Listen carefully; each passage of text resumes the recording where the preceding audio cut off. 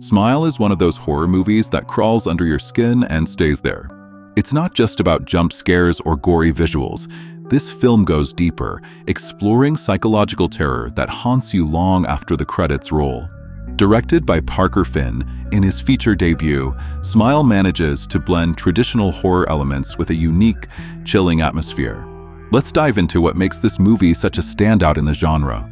The plot centers on Dr. Rose Cotter, a compassionate therapist who finds herself caught in a terrifying spiral of events. Rose is played by Sosie Bacon, whose performance anchors the film with raw, emotional depth.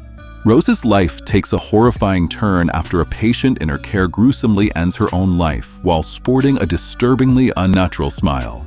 This isn't just any ordinary smile, it's menacing, twisted, and feels like it's staring straight into your soul. Shortly after this traumatic event, Rose starts experiencing strange, unexplainable occurrences. Everywhere she looks, someone or something is flashing her that same haunting grin. As Rose tries to unravel the mystery, she discovers that her patient was just one in a long chain of victims, all linked by this sinister curse. What makes the story so engaging is how it combines psychological horror with supernatural dread. Rose isn't just running from a ghost or fighting some tangible monster, she's battling her own mind, and the film constantly blurs the line between reality and hallucination. You'll spend much of the movie wondering, is it all in her head, or is there something truly evil at play?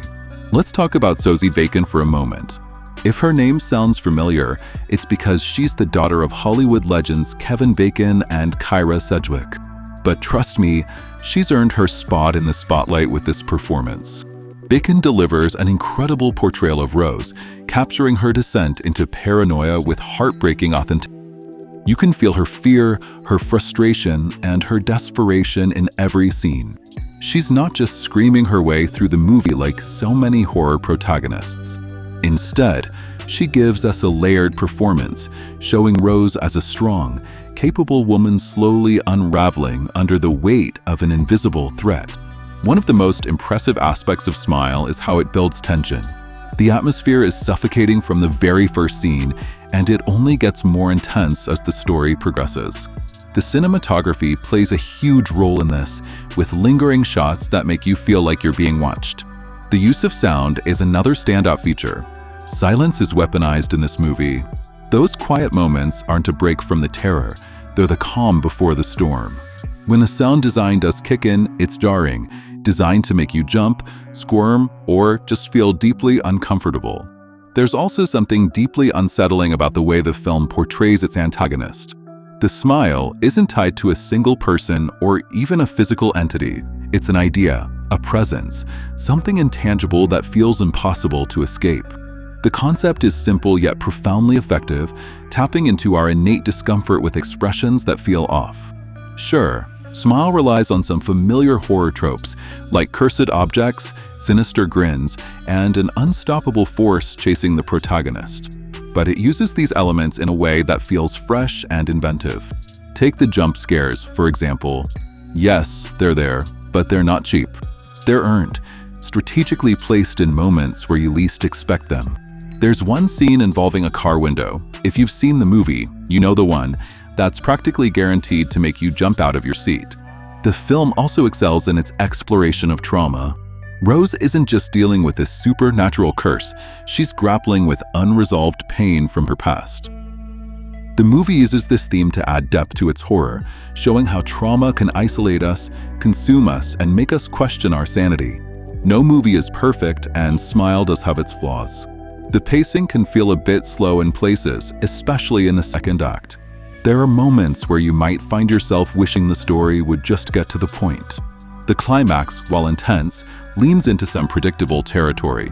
Without giving too much away, the resolution feels a bit like something we've seen before in other horror films. It's effective, but it doesn't quite stick the landing as powerfully as the rest of the movie. What makes Smile special is how it gets under your skin. It's not just about scaring you in the moment, it's about creating a lingering sense of unease. After watching this movie, you'll find yourself side-eyeing anyone who smiles at you a little too long. The film also deserves credit for its thoughtful approach to mental health. While it's a horror movie first and foremost, it doesn't shy away from exploring the psychological toll of trauma and isolation. Final thoughts. Smile is a must-watch for horror fans, especially those who enjoy psychological scares that mess with your mind. It's creepy, intense, and surprisingly emotional. Sosie Bacon's performance is a revelation, and Parker Finn proves himself as a director to watch. While it's not without its flaws, the movie's unique premise and chilling execution make it a standout in the genre. Just be warned, after watching Smile, you might never look at a smile the same way again. My rating for Smile Part 1 is 4.5 out of 5.